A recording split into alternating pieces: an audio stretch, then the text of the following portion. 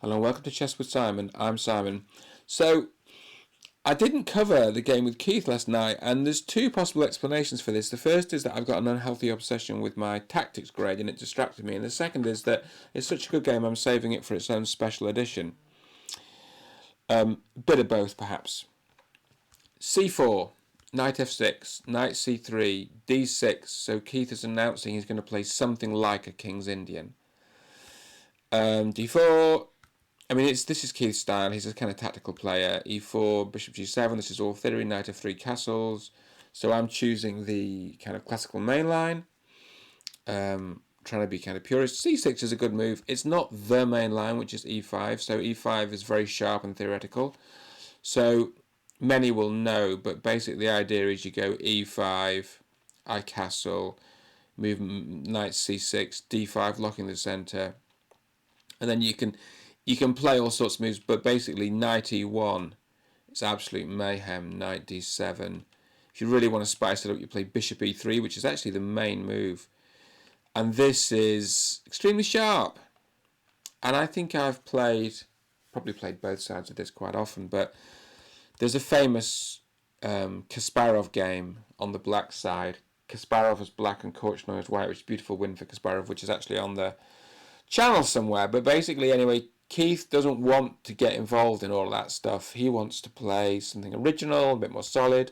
So I castle, e5 makes sense, d5 makes sense, knight a6 is the main move. Now the pawn's on c6, the knight comes out to a6, looking at the c5 square. My bishop covers the c5 square. Not sure I would take if black played knight c5, but it just gives me options, right? Keith says, right, I'm going to irritate that bishop g5. Now, this is a new move. 459 people have played f6 here, but this is a new move, and the engine doesn't mind this move. The engine thinks this is okay. So, bishop f6, original move. I was trying to look for a refutation because no one plays it, but there's no refutation. I mean, white is 1 point plus 1.5, but you often get that in King's Indian because engines don't like the King's Indian because you give away a lot of space. I mean, I haven't asked an engine, but in general, one of the things we've started to understand since engines got strong was the importance of space, and lots of the modern elite players really value space. For instance, I'm looking at Wesley So's repertoire for e4 at the moment on Chessable, and it's all about space. So in the King's Indian, you give away space in exchange for dynamism, which is a lot of fun in an unbalanced position. So respect to Keith for playing it. I brought the bishop back. Now my big idea is to play h3, which wins a piece.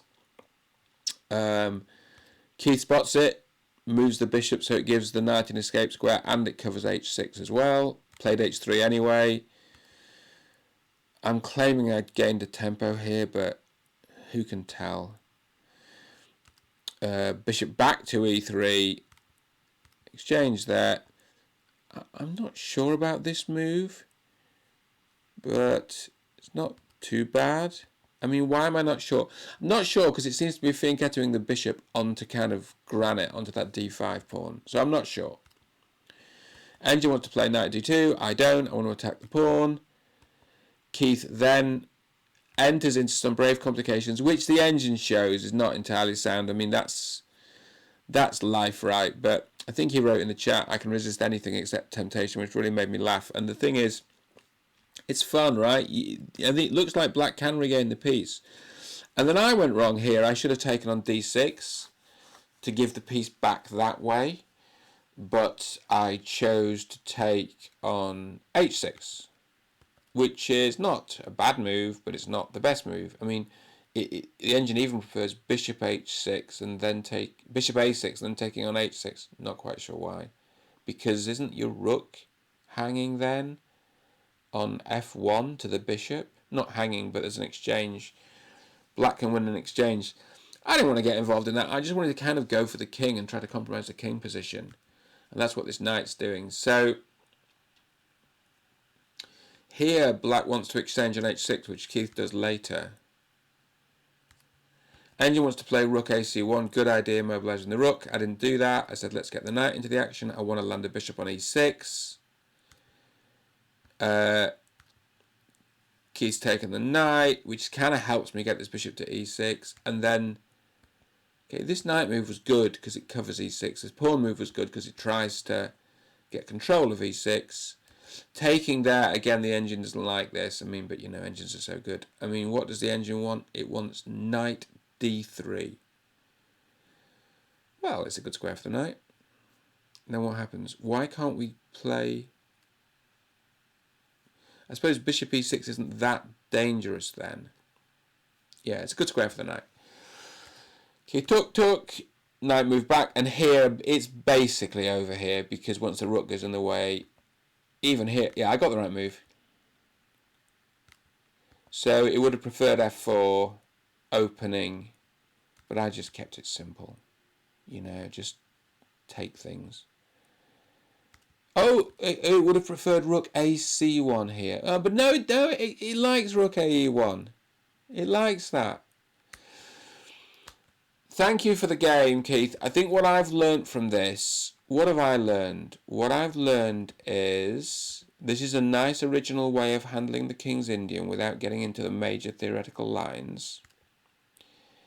I think all this messing around here with bishop e3, knight g4, bishop g5, etc. is very typical.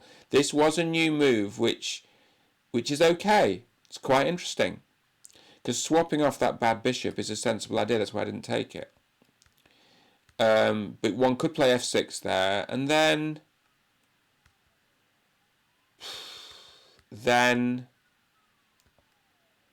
I think black needs a new move here, so I think knight c7 will be my advice. So that's what the engine says. Just copy the engine, right? Thank you for the game, Keith, and I look forward to our next game, either over the board or online.